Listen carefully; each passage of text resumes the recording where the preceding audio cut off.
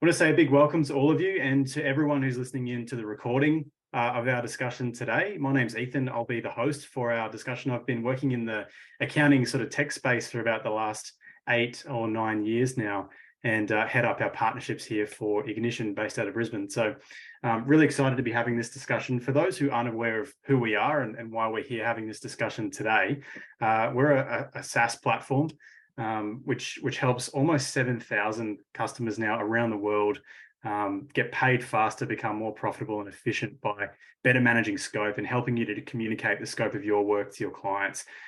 We've just recently started bringing on board a ton more agencies in various different specialties and niches onto our product. So we really wanted to have an engaging discussion today around some of the challenges that we're hearing from our customers. And to frame this up, we actually ran a little pulse check survey across agency owners in Australia just recently, and we'll be bringing in some of those stats into our discussion today. So we have a really dynamic team. Just to give you a little bit more info about who we are and what we're about.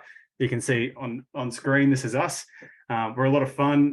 We are nerdy software people, but we know how to have a good time. Our HQ is down in Sydney, and there's over 200 of us now all over the world. So key markets, Australia, UK, South Africa, the US, and Canada as well. So really excited to be here today. But enough about us. I'm more excited to introduce our fantastic panelists. So we have 3 legends joining us today for this discussion. Each of them work in the field, in the trenches, within agencies at the moment, and we're really excited to hear their insights. So I might introduce you first, Ari. If you're in the background there, you might have your camera off, otherwise I can't see you. But Ari founded White Key Marketing in 2017 when he had a light bulb moment around a gap in the market to help small businesses really leverage social media as a platform. And I'm a huge fan of what the guys at White Key do with their video and their production in particular. And they've grown to have a team of over 20. And Ari let me know they're moving into a brand new space soon as well to kind of ramp up that production. So Ari, if you're there, would you mind saying a quick hello to everyone and maybe give a bit of background on yourself and your business?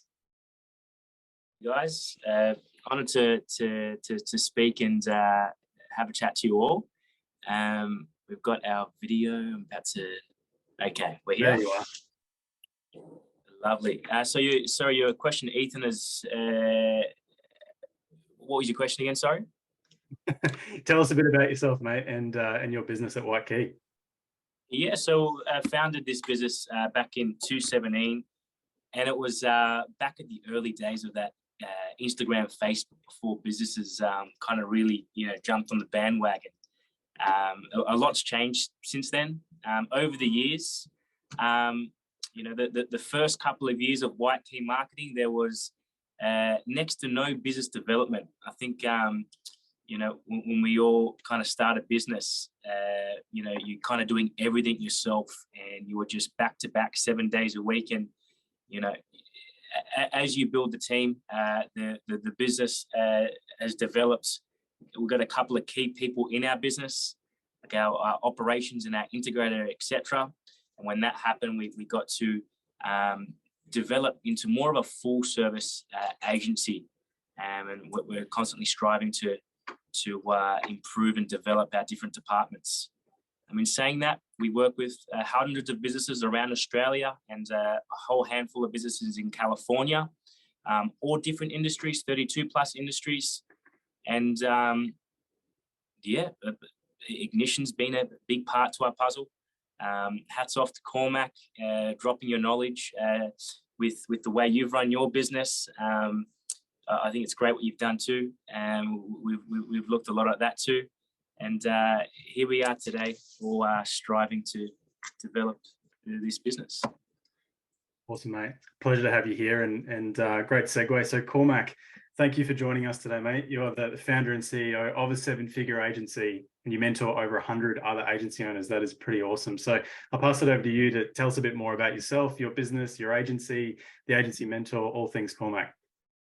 Yeah, well, first off, I wanted to say thank you so much for having me, Ethan and Ignition. Real pleasure to be speaking with everybody who's joined us today. And thanks, Ari, for giving me my flowers. I appreciate the kind words. Yeah, so a little bit about myself. I run an agency called Dunk Agency, and we are a specialized paid advertising management agency. But we also work in the creative space as well as the email marketing space, specifically for e-commerce brands. I started my agency 5 years ago when I was just 20 years old, back in 2018. 5 years later, we've now grown to a team of 10. For the last 3 years, we have been a seven-figure agency. And a year and a half ago, we started the journey on consulting other agency owners on what we do and how we got ourselves to the point that we're at with Dunk today. So that is now called the Agency Mentor. And we work with, like Ethan said, over 100 plus agency owners every single month. It is the funnest job in the world, I would say, because we get to share a lot of our knowledge like we're going to do today in regards to how we built the business, some of the key tactics that we used to get us to where we are today as well. And one of those key things that I'm really kind of excited to talk about, I come from an accounting background, so I'm really excited to be on here today because Ignition was a pivotal part in our business, especially just in regards to managing finances and cash flow. So I'm excited to probably just share as much value as I possibly can in how we built our business, touching on things in regards to Ignition, as well as other things in regards to our agency as well. Amazing. Thank you for coming on board today, Cormac. It's great to have you here and super excited to hear more about your journey. Alastair, over to you. Great to have you on board. I had a little peek through your LinkedIn and what a heck of a resume you've got there. I think over 20 years of experience working in agencies. That's pretty exciting. So I'd love to hear more about yourself and Spicy Web and your journey in agency land. Oh, thanks for having me, Ethan. Yeah, I've been doing this for a while. I guess I went from a self-employed young man of the age of like 20 back in 2002, who ran my own business for about 14 years before I got a bit bored and went through a big merger and went to agency land, and then learnt a lot about billing, a lot about customers, a lot about growth. So all these years later, you know, I've joined Spicy Web quite a few years ago now, and we're all about like more the niche rather than volume of clients, which is what we love. I think we all do in agency land. It's all about quality over quantity. And Spicy Web do brand-focused website design and developments and Google Ads, SEO, and paid social ads. And we love it. We're down here in Frankston on the top of a building here looking over the ocean, and we all have a good time. There's about 14 of us now too. We've basically doubled in the last 12 months. Awesome. How good is that? I think we're covering the whole Eastern Seaboard today. So thanks, Alastair. That's Yeah. great. We're going to talk a little bit around setting client expectations. So a key thing that came out of this survey that we ran for agencies is that over-servicing is a massive issue. And I don't think it's going to be a surprise to any of you that you know, agencies want to go above and beyond to create amazing client outcomes. And so we see this across a whole variety of industries, but quite often that is not necessarily translating into billable work, whether that's because the client is not happy to pay for it, or expectations weren't set, or it wasn't scoped in at the start of the arrangement. We see this as quite a prominent issue, and we're keen to kind of unpack that today. We'll also talk about managing cash flow, so managing inflows and outflows of cash on the work that you're doing, and how to create a foundation for sustainable growth moving forward. We know that cash is super important in small business, and quite often we see businesses getting this wrong, which is why we've developed Ignition to try and help smooth out that cash flow for you. And then we'll talk through some of the bigger challenges that came up in the survey as well around staff retention, finding talent, these sorts of juicy issues as well. So lots to get into today. But to start, we're going to get cracking with setting expectations or setting up relationships for success with clients. And maybe I'll start with you, Cormac. I know this is something that you've spoken a lot about in your trainings with the Agency Mentor. You know, we had almost 60% of the agencies we surveyed say that their clients were often, like on the weekly, asking for work that was out of scope. And over half of them were spending more than 10 hours a week over servicing their clients. So I'd love to hear your thoughts on how you've tackled this within Dunk Agency. I'm sure this is something you've come up against, and then what you're seeing with the agency owners that you work with. Yeah, it was no surprise when we spoke about this yesterday to see this statistic. So many agency owners will often fall into this trap of being exceptionally good people and wanting to put their client first and delivering the best service that they possibly can. And oftentimes, as we are transitioning from even that freelancer to agency owner states, we will try to do as much as we can to really just show our worth, not to just prove it to ourselves, but to prove it to our clients as well, that what we do is a really good, we drive a really good outcome. So, oftentimes the best way that we've ever combated scope creep is by cutting it at the knees from the beginning. So what I mean by that is we shifted our agency from offering things like services to offering products.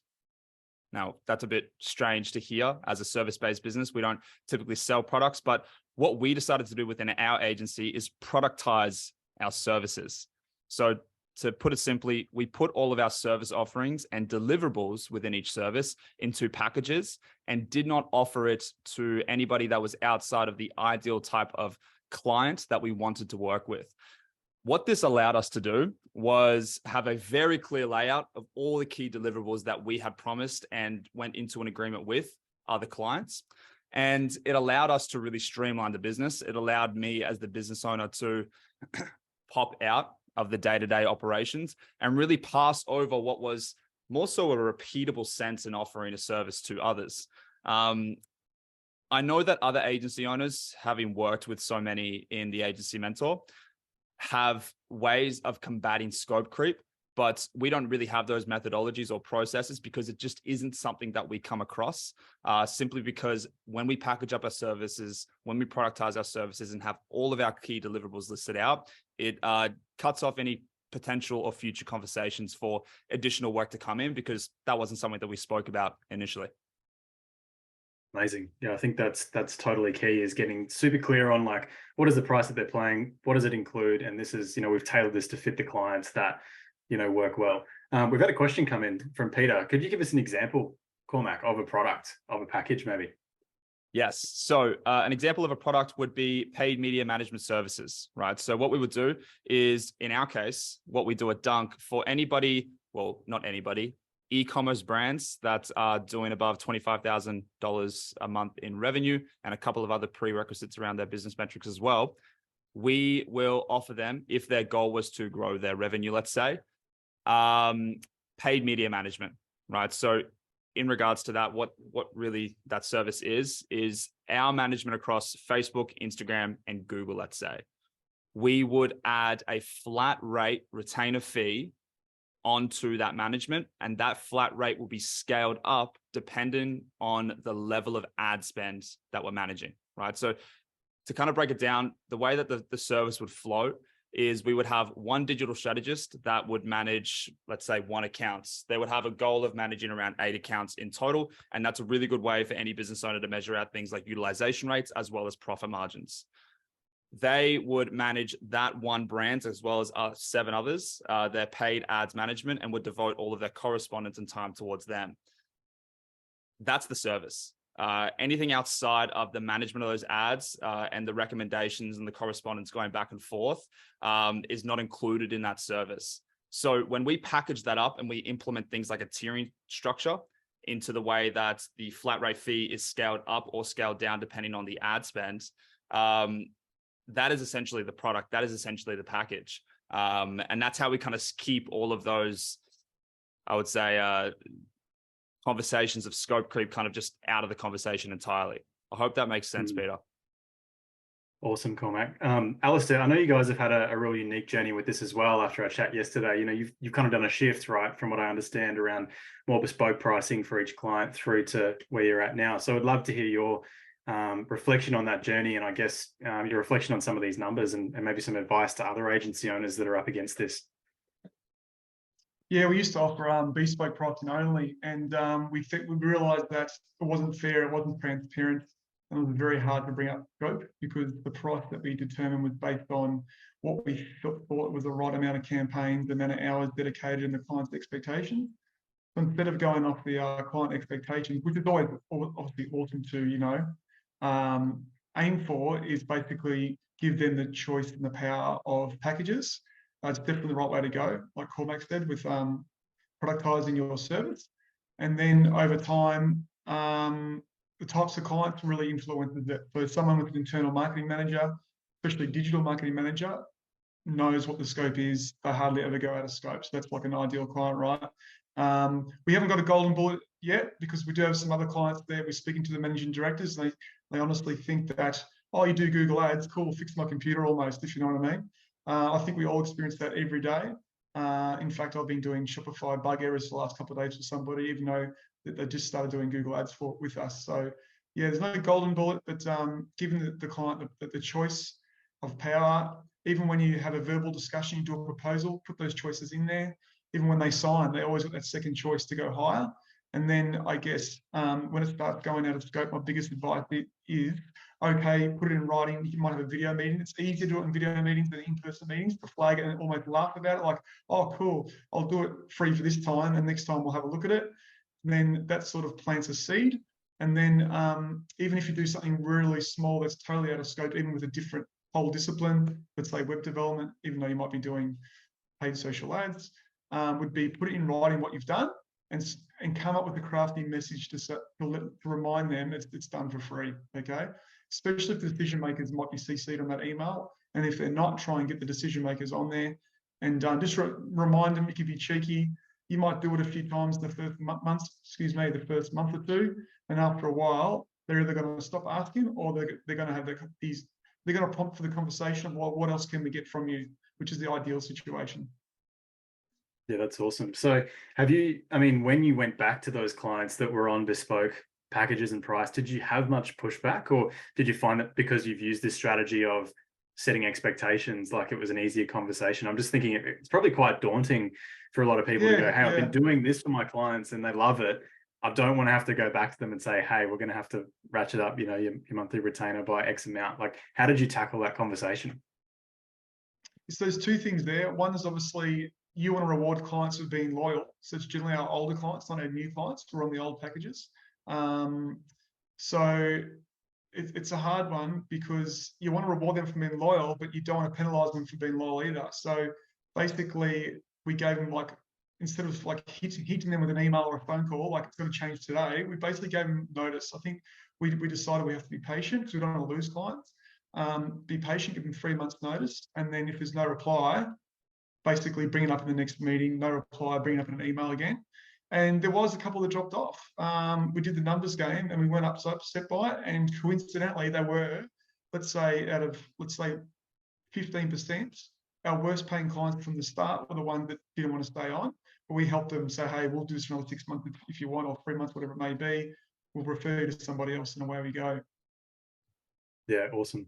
That's such a great story. I think the, you know, doing the numbers and actually looking at the uplift in revenue by working with clients that value what you do and are on the right prices versus losing money potentially on, you know, older clients. So it's an absolute no-brainer. So Ari, keen to hear your thoughts at White Key. I don't know if you're still with us there in the background, but I know you've more recently come on board with using Ignition, using packages and that sort of thing. Love to hear your journey at White Key and how you're going around, you know, sort of tackling this notion of packages and pricing. Yeah, and taking a step back, we talk about setting client expectations. The stats that you know, Ignition has here with those 4 stats, just, it doesn't surprise me. And I think the truth is, whatever industry you're in, business owners out there there's going to be a percentage of business owners out there that are always going to try to stretch you. Now, in the perfect world, everyone just kind of looks at a proposal, they sign off, and they don't complain, and they don't try to stretch you, and everyone pays on time. But I think it's just not realistic in the real world. So we're setting client expectations. My experiences in the past is if you can just have professional platforms, and if you can just be straight and down the line with all your deliverables, and you can hit everything with confidence, and you can show to your prospect client that you mean business, they're going to less likely to try to stretch you. And my experience with Ignition is when we have a professional platform with that 5-step kind of process, where everything is clear. You've got your deliverables, you've got your terms and conditions, you know, you've got your signature at the end, and then you've got your kind of thank you for coming on board. People respect that, and they kind of say, okay, these guys mean business. You know, if you're an agency out there and you've just kind of started your agency in that first year, you want to kind of hit the ground running and have all your collateral nice and professional. Do not show you know, any kind of cracks that, you know, that you kind of just started out, you want to have, you know, things like ignition in play, so people do not stuff you around. And the ones that, you know, still see all your collateral, that's, you know, you've got everything, you're doing everything by the books, you're being professional with everything, and they still try to stretch you. I think it's best that you kind of just let them go and kind of, you know, replace them with 2 other people, whatever it may be, you know, rather than kind of have them stick around. So that's kind of my experience, you know, of running an agency over the past 6 years. Awesome. Thanks, Ari. That's super. Can I chime in on that one? Go for it. It's just to echo what Ari's saying there as well. I think a lot of agency owners that are just starting to package up the services or set client expectations and run their business as best as they possibly can. A lot of you guys come into the negotiation with a lot less leverage. And what I mean by that is, you know, I think Trump says the art of the deal and part of the negotiation is being able and ready to walk away. And it's very difficult to negotiate or stay true or strong to the service offerings that you're trying to bring to the table or operate under within your organization when you really need this client to work for you. You really need this individual to come in. And that's where a lot of people kind of, you know, let their boundaries fall down and they allow scope creep to come in because they want to really, you know, land this new deal. And I get it to a point, you know, when I was first beginning, I was really just trying to keep the lights on. So I wasn't staying as true to my target market or as true to the service offerings and the established deliverables that are a part of my service. And I think that if you're just getting started, you know, there's no problem going a little bit outside of that. But, you know, eventually as you start to build yourself up, when I was starting to get past that 5, 10, 15,000 bucks a month, I really started to put these walls up and put these boundaries in place that set these expectations at the level that I needed clients to be at in order for me to function better as a business, because, you know, I had to start bringing in team members and I had to start paying for those guys. So I really had to put more focus towards making sure that there are as very little cracks and leaks within the business. And a lot of it comes down to when you first start speaking to a client and setting these expectations. Yeah. And I think that a lot of the time, you know, you might have a client that just doesn't end up paying you or that just tries to stretch you way too much. And you're thinking, like, why are they doing this to me? And you kind of say, oh, it's just their personality. But the truth be told is, you know, a large majority of the reason is you didn't teach them from the very start how to kind of respect you. If you were firm you got to teach your client to pay you. You've got to teach your client from the very start to respect you. Otherwise, you know, it's very much as so many in a business person's nature, just to get the most out of you. And you know, that it's a tactic to grow your business. You just get the most out of everyone to grow a great business. So I totally agree. You give people an inch, they'll take a mile. Love it. All right, Cormac, you touched on a really good point here with cash flow. And I think this is, again, some really surprising stats came back. Every agency that we surveyed said that they had clients paying late, 100% of the ones that we surveyed, with most like getting their invoices paid up to 20 days overdue, which when you're running a small business can be make or break if you're looking down making payroll in the next couple of days. So I think this is a really good point. I want to spend a couple of minutes on this. You know, you can see the numbers there. Almost 60% estimate that going above and beyond here, that it's costing them more than $5,000 a month in work that they should be billing for. You know, what would be your advice to smaller agencies that are feeling this cash flow pinch and sort of stuck between a rock and a hard place? What's step one? Step one. Well, first off, I'll just say cash flow is everything. I have never been so stressed out before in my whole entire life since starting my agency when it comes to those months where, you know, margins are thin and money needs to come in the door and you could be sometimes staring down the barrel of payroll that, you know, is quite daunting. And when you aren't prioritizing money flowing through your business, as well as, you know, the counterpart to that, which is flowing out of your business, you're really setting yourself up for some struggles and challenges and tough months and a lot of stress. So look, I have a saying, we were talking about this yesterday. The saying goes, and this is what I learned from being an accountant: revenue is vanity, profit is sanity, and cash is king. If you don't have cash in your business, you'll find it very difficult to run that business. So what we do within our business is, well, for one, we don't have this issue, right? We have a ton of clients going through our entire organization. And the one thing that I would tell everybody to do, step one, and the only step, is automate your billing process, right? Every single one of our clients is on a direct debit system. Okay. We do not send out manual invoices. If I was to sit here and send out manual invoices, I would have no time to really focus on the important things within my business, such as growing it, which is my number one role. A lot of us get caught up in the mundane, busy activities that make us feel like we're making progress within our business. But when we look back on the months prior, we haven't actually grown. And it's because you're messing around sending out invoices every single month, or you're still on the tools with clients, or you're still sending back and responding to emails. Our whole goal is to replace ourselves in every single aspect within our agency, whether that's through team and leveraging labor, or whether that's through automations, such as, tools and softwares. And I started using Ignition 4 years ago, right? So it was, I think, maybe just after like 9 or 10 months within starting our agency. I was still in Xero, sending out those manual invoices, and it was a massive time suck. And I also had to have these insane spreadsheets just to keep track of who was where and who paid for what. And I'm like, screw this. This is ridiculous. This is probably an easier way to do this. And the thing that I liked about Ignition is you get somebody to agree. And this is why it's so key as well, guys, to have packaged services. Because when you have everybody on a flat rate fee, it can just continue to roll over on an automated management cash flow system such as Ignition. All of our clients, we switch them into accepting proposals, putting their direct debit details in, and getting billed on the 19th, the 2nd, the 8th of every single month. And that was just how it flowed. Anybody that, didn't get billed or missed a bill was just individuals that didn't have cash in their account. And we just set up a simple process just to follow those guys up and say, hey, you missed this bill payment, template that email, again, make it fast for yourself, and off you go. So we don't have this issue of an accounts receivable build-up within our agency. We have everybody on a direct debit flow, and they pay us money on their scheduled date throughout the month.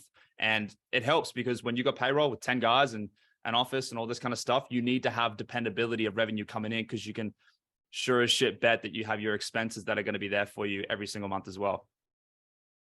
Yep, 100%. Alastair, I imagine you've gone through, this question or this issue of cash flow, several times across your career. I'd love to hear your insight on and the process. You guys have been using Ignition for some time now, but outside of just using Ignition, what were some of the strategies you put in place to improve cash flow in your business, to free you up to grow it and to find clients, like Cormac's saying? Yeah, it's back in the younger days, I didn't have any system. I just did it ad hoc, and guess what? I was always chasing money, never had cash flow. So I've been there, done that. I know exactly what not to do. The biggest thing that we do now, and we always sort of have done, we've been very strict about it, is no matter what service it is, there's a prepayment in there. So web design development's a little bit more manual, even though we do most of it through Ignition.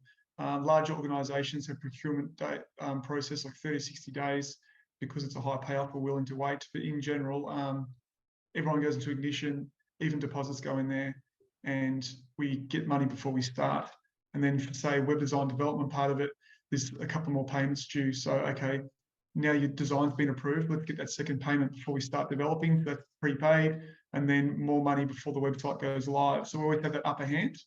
For everything else, monthly recurring revenue.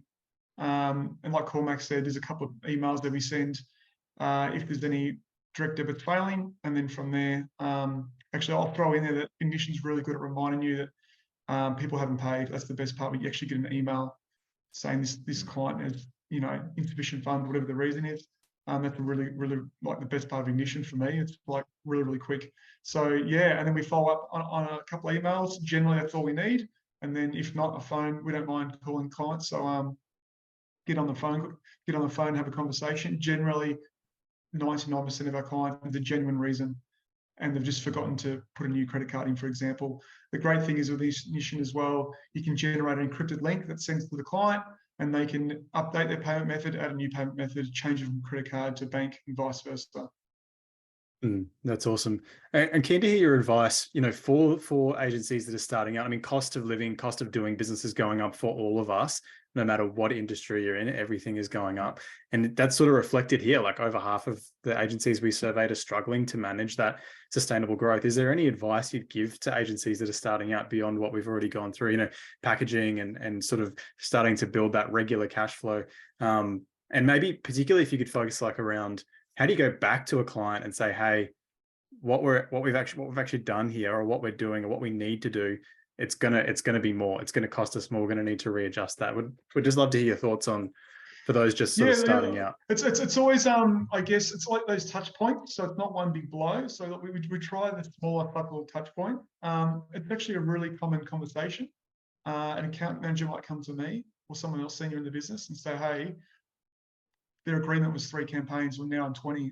First of all, we have a discussion with the team saying, hey guys, we can't let this happen. If we don't know what you guys are up to, we can't help and support you and grow that account from a revenue perspective. But it's small touch points and making people as comfortable as possible within your organization to mention that it's out of scope. It's always the hardest one, but once you start doing it, you realize that, hey, I am doing a good job. We are worth this much.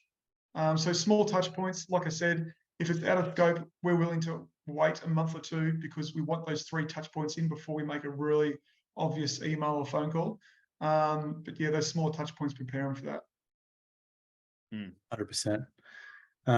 Ari, love to get your thoughts on this as well, mate. When you sought me out at the accounting show a few months ago, you were excited that you'd boosted revenue in your business, but love to hear your thoughts on managing cash flow as well and how you guys have kept that consistent as you're scaling. Yeah, no doubt. And, managing cash flow, it's so important for 2 main reasons. I mean, if there's no cash, you've got no business.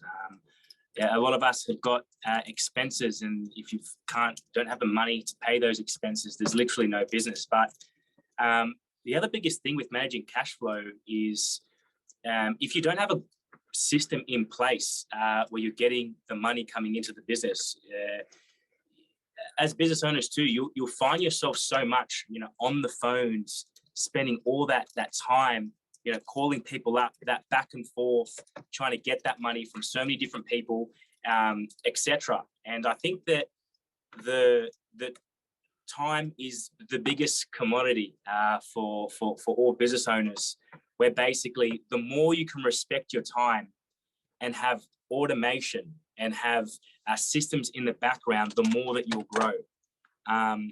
Where, I think, there's a whole number of us in this chat right now, and I think we all want to grow our businesses. And at the end of the day, the more we respect our time and to focus on that business development, the more you can kind of move forward, focus on your operations and your sales and marketing. You need a system like Ignition to basically run itself in the back, where basically that money's just coming in. If you're blessed enough to have a system where you've got a direct debit system, that's freaking awesome. I mean, that's got to be the best model, having a direct debit system.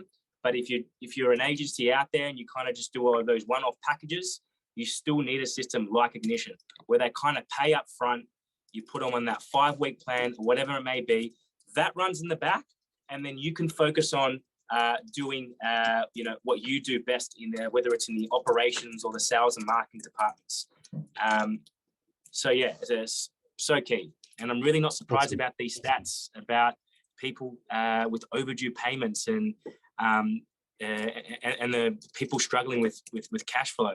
I think these stats would be universal in all other industries. It's not just us. It's not just the marketing world. Everybody cops this. 100%. We've had a great question come through from Alex too. So do you find some clients are not happy to go on a direct debit if the retainer is high? So a couple of grand a month. Is there a level of retainer that clients are happy to be billed via credit card or direct debit? So Alastair, you were keen to answer this one. Love to hear your thoughts.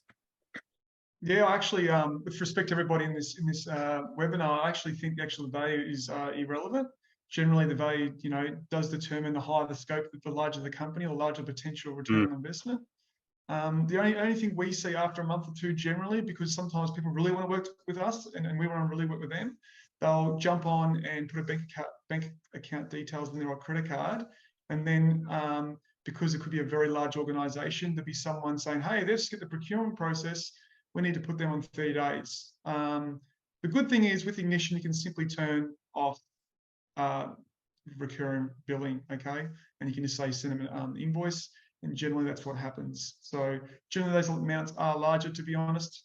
But like I said, with your question about, if it's 4K a month, it really doesn't matter whether it's $1 or 10 grand. In my experience, it's more about, can that size organization pay you through their procurement process? Because the larger companies you deal with, the more risk there is, but they always pay. That's the great thing about those larger companies. I hope that answers to Alex. If it doesn't, shoot out another message.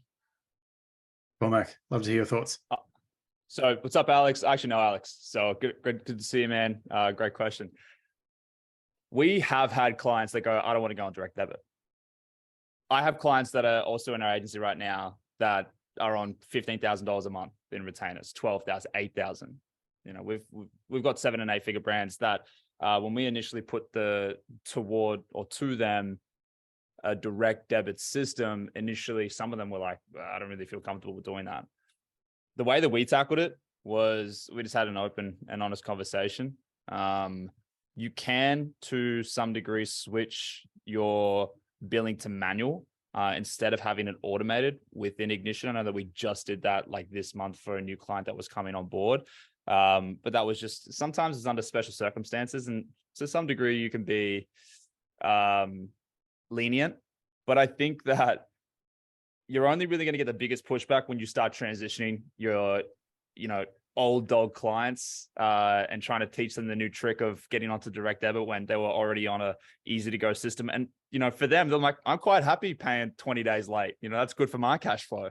So you will naturally get that response. I think it's just a matter of having a conversation with them. Those clients typically, like just in my own experience, we found that those guys were the problematic ones anyway, so they just left. But it's really just a conversation to have with them as it comes up. But the short answer is no. Like, you won't have an issue with people going onto a system, especially new clients, because the new clients come in not knowing anything else. So that's just the way that Dunk works. And when you position yourself in like that power seat and people want to work with your agency, this is the only way that we do billing. We don't really have a work around it. So I hope that, works with you, and generally people will be fine with it. So you will definitely get pushback. We've had that ourselves. So deal with it as it comes. Yeah, and you can also delay billing as well. So you can say, we'll start today and don't do direct debit for 3 weeks, for example. And that's a little good offer as well, if there's any sort of trust barrier there. That's so true. Incentivizing different pricing. I would be careful with that. I would only do, if you're doing like project-based things, like work, like web builds or different types of things, and you want to help them in managing those payments. Like, you got a big $20,000 web project, 100% like split out the prices and the payments and assist them with that cash flow themselves. I'm sure that they would appreciate that. But like, if you're just talking about pure monthly retainers, no, just put them on a monthly retainer. If they can't manage that, they're overextending themselves anyway, and that's not a client that you want to invest your time into, because that partnership's not going to work out. I think this is a great point, that like the new clients, you've got an opportunity with new clients to set expectations easily up front. It's generally the ones that are a longer term that are going to be the challenge, right? We see this across so many industries, and there are strategies. You can roll them over. Like, it's good. If you've got an annual renewal, like Alastair said, you're sitting down with them and showing them the amazing work you've done over the last 6 months or something. That's a good time to say, hey, by the way, we're changing this process. And they should understand they're also business owners, right? So they understand that you need to look after your cash flow as much as they need to look after their cash flow. They should be understanding of that. Totally. And yeah, awesome. Look, in the interest of time, we're just going to go through to some of the big challenges that came out of this survey as well. And Ara, I can see you've got a point to make there, so I'm going to come back to you. But almost 60% of agencies that we surveyed said they were operating on leaner budgets.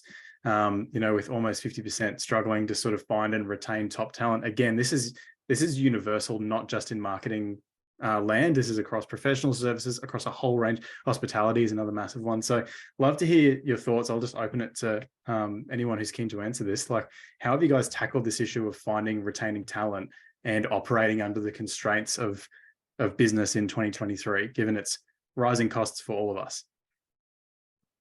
Did Ari want to go? I think he had a point to say. Yeah, no, just going back, but on this topic, it is a difficult one, and I feel like it's over the past 6 years, first kind of 3 years of having team members. So the first year I ran solo.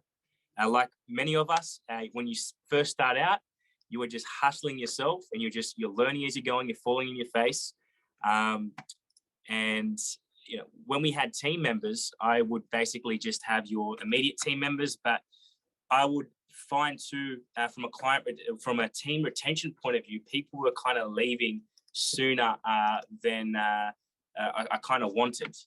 And a big kind of step for us where, we've had a super high retention of current team members is when I placed a lot of emphasis on the culture of the team. I just introduce you to Abby over here. She does a lot of the HR, and she's kicking back, having a listen, joining us. And basically, having a one-on-one talk with each of the team members on a monthly basis and some systems like that, because, we talk about getting new team members, but there's nothing worse when you've got a gun team member and then you, out of the blue, have them move on. And then you think to yourself, you go, I probably could have saved that if I did X, Y, and Z. So I think first things first, it's retaining your current team members. And I think outside of that, I think you do a great job of it too, Cormac. When you show off to the universe that you've got an awesome team, and you place emphasis on the culture and it's a fun working environment, you just attract good things. So just getting social and getting team members to kind of reshare those team days and just generally out there, instead of always looking, you can also just attract people. So again, every time we do a really fun culture day and we kind of really show that off, all of a sudden, could be a coincidence, but we'll have a whole handful of people saying, hey, I saw you and I'd love to apply for your job. Would you have a coordinator position available? So yeah, show it off to the world. Awesome. Could I chime in on that one as well? Go for it. I think, like, even just echoing what Ari's saying there, I have 2 points around this. The first thing is brands. I think that if you were to go onto Ari or Alastair's websites right now and Dunk's, I'll just speak to you guys. I don't want to pump my own tires or sound like I am, but you go onto their websites, they have awesome looking office spaces. They have a really cool feel when you check out their online presence. Their digital footprint is really cool. It's one of the things that even us at Dunk, we really try to focus on. And I think a lot of agency owners neglect their own branding. And it's honestly branding that is the number one tool that's landed us more work than like a paid ads funnel has done for ourselves when you look at things over a long term or longevity. And branding is great for getting clients, but branding is really great for landing team members as well. So with Dunk, we definitely, like Ari said, vocalize a lot on the team, and we really try to show that we have a cool, young, fun, energetic environment. And if you go onto our Instagram, it's kind of all over it there, but we get resumes weekly and it's from top talent. And we've actually, once again, kind of combated running into issues with trying to land those high level guys by having a place that brings them to us. And it's something that we've always put a lot of focus onto. So bringing and drawing talent to yourself is your responsibility to make sure that you look like an appealing business to work for, because posting a Seek job and trying to give them that good salary and you've got absolutely no digital presence and there's nothing to gain an understanding around your business, no one's going to go work for that company or apply. That's the first thing. Branding, please don't neglect it. It's one thing that's really helped us. The second thing is, Ari touched on it as well, which is checking in with all of your team monthly. What we do as well is every single one of our team members is on a performance plan, everyone. And the reason why we do this is because your team, you are only as fantastic as you think you are. It is your team that's going to carry the rest of the business forward. And you'll learn that once you start getting past like 5, 7, 10 people. It is crucial that you do everything in your power to keep the guys that you have, or to keep the good guys that you have. Slowly weed out the ones that aren't that great. We've done that in the past as well. The reason why I put everybody on performance plans is because it's really important for them to know where their next move is, because people don't stay if they don't know what their career path is within your organization. And again, that's your number one responsibility to take care of. So all my junior DigiStrats know how to get to DigiStrat. They know the action steps that they have to execute on, what those action steps are going to do in an effect for the agency as well as themselves. So they know the impact that they're making on the organization, which will help us get them to that next stage. And it is one thing that has, saved us a lot of hassle, because it's expensive losing staff too. Like, you got to go hire people. That's not a cheap task. It's saved us a lot of hassle because all of our guys have been given job offers. Headhunters are the worst. They'll come straight for you guys. They'll go straight to your organization. They'll say, I've got this guy that's going to give you 10K above what you're currently on now. And my guys are like, no, I'm cool, because I got a really cool work environment and I know exactly where I'm going to be in the next 2 months within this business. So I'm already sorted on that. I'm good. So it's kind of just like protecting yourself a little bit further when you add in those performance plans, and also culture and branding. Love it. Alastair, you had a Yeah, I'd like similar to add- point just on your, oh yeah, go for it. Yeah, sorry, Ethan. I jumped in there. I'm a bit excited about this one. There's actually a positive in this time. This actually, if you are struggling, going back to our last half an hour conversations, is that I guess my biggest thing there with pricing is you stick to guns with your pricing, because if you want to win a client, but you're struggling with staff, well, what are you going to do? You're going to upset your staff because they're going to be overworked, right? So the best thing you do is stick to your pricing. Whether you ever got doubt with pricing, just always stick to it. Look, you can drop your pants a little bit, is the term in the sales world, but if there's a reason for it, a long-term play, because when you're struggling, you don't have the manpower to perform the work that generally means. So that means stick to your guns, charge what you want to charge even more. Okay, because you don't have to grow your agency. You can be very comfortable. Like, our office right now is at max capacity. We're very comfortable where we are. And let the work come to you. The branding conversation we just had in marketing is amazing. And the other point I have is treat potential staff like potential client. Take it easy on them. You're not going to do a buy now ad on Facebook for the first ads. You're going to do some brand awareness ads first and lead them into the funnel. So think about that as an analogy to slow play it, look long-term, have a long-term strategy in place. Even if you're not hiring, put in your calendar every month to reach out to 5 individuals on LinkedIn and say, hi, how you going? Not, do you want a job? Love it. Something you mentioned yesterday, Alastair, is the, your unique point of difference being you're slightly out of Melbourne CBD as well. And so, for yourself, Cormac, where you've got a young, energetic vibe, you're going to attract people that align with that. Alastair, you might be attracting people that are not, they're sick of commuting into the city every day and they want a bit of a lifestyle change. So I think it's finding that unique point of difference and finding people that align with your values in that sense, as cliche as that is. It actually works, and then doubling down on it. So make sure you're telling people about it too. One other thing that I've found to have great success, and that is so important to have, and the more I do it, the more success we have in all departments, is the busier you show your business to be, the luckier you get.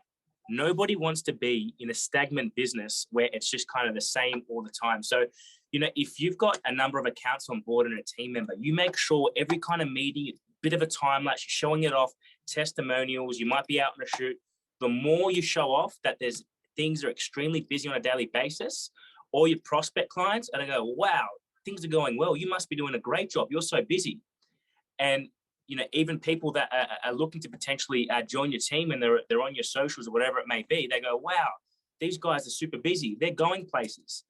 And again, all these things that we've been talking about in all these slides, I think, we're all from the marketing world, but it's actually universal throughout all business, throughout all industries. I'm sure, a lot of these, will be work in all industries. So it's interesting. Show off that you're busy, guys. Love it. Awesome. All right. We've got one more question, which we're going to answer in a second from Liam. So thanks for asking that. Before we wrap up, I know we've got a couple of new faces on this call today and a bunch of people that are going to watch the recording. So I wanted to just give you an opportunity, Cormac, to share a bit more about the Agency Mentor and your free trainings. It's probably a blindside for you, but I threw it in here just because there's some great content on what we're talking about. So is it what do you sort of cover in this course? Like what's available?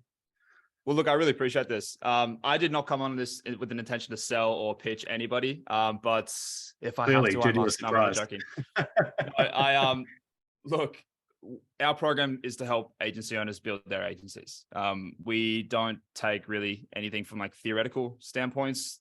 We've built our business legitimately, sustainably, the right way, in a traditional sense as well.